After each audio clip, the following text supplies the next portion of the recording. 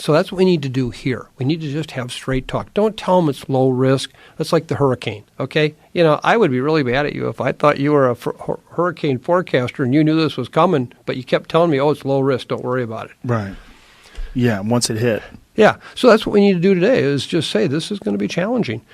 And we're going to get through it, though. We are going to get through it. I hope this wakes people up to the value of vaccines, too. There's so many wackos out there that think that vaccines are, you know, a scam or they're dangerous or there's so many people out there that won't vaccinate their children. I know. And that's one of your best shows you ever did was Peter Hotez. Yes, he's a dear friend of guy. mine. I do too. He's a dear friend of mine, as you.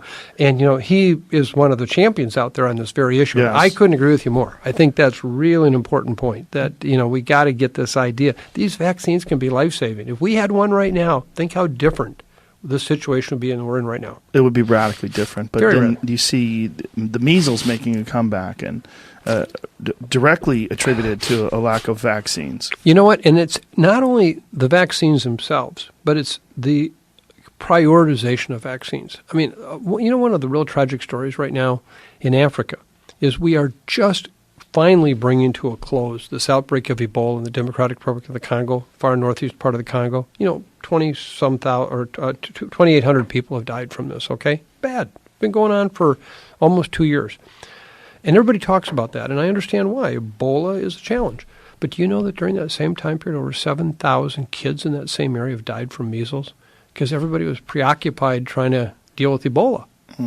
And those deaths were totally preventable. Totally preventable. So, I mean, I think that's, I have to say, and, you know, I'm already on this show, so I'm not trying to thank you for what you do say about vaccines, because people listen to you, and we need every positive voice, because we have so many crazy voices out there right now that are so paranoid and delusional, and they want it all to be a conspiracy. There's been an amazing medical innovation in human culture, and that's vaccines.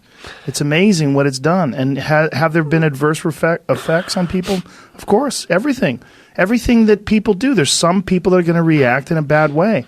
It doesn't mean it's not a positive thing. And there's a reason why the cases of polio are so tiny. There's a reason why smallpox went away. It's because of vaccines. Absolutely. And, you know, that's one of the challenges, you know, today, between the anti-science misinformation that's out there, but then when they don't see it. Yes. And the reason they don't see it is because we did vaccinate until we get enough people not vaccinated, and then look what happened. There's a famous photo of two twins from the early 20th century. One of them has smallpox, and one of them was vaccinated. Have you seen that photo? I have. It's a black and white photo. It's a very telling. Sure Jamie will find it because people need to see it. That is the difference, there it is. Folks. Yep. There it is, right there. That's it, right there. That's the one. Yep. One kid whose body is just devastated by what looks like he's like pebbles glued to his skin, all over his body, his face, his hands, and then his brother right next to him with nothing. And you know what's really important to note here is that in that body, all those things are very painful, but what's going on inside the body is equally bad. Yeah. And so you're exactly right. I couldn't agree with you more. That this is really an important point. Yeah, diseases are terrifying. They're really terrifying. Yeah. And when something like this can be prevented, and the reason why people don't do it is because they're paranoid of vaccines, and they get that information from some wacko website or some person who really has no business talking about it. You know, whether it's the people out there that think it causes diseases, or that it's a government plot, or that it's a medical scam because it's just trying to raise money. It's just all of it's very, very disturbing. But it's a part of people.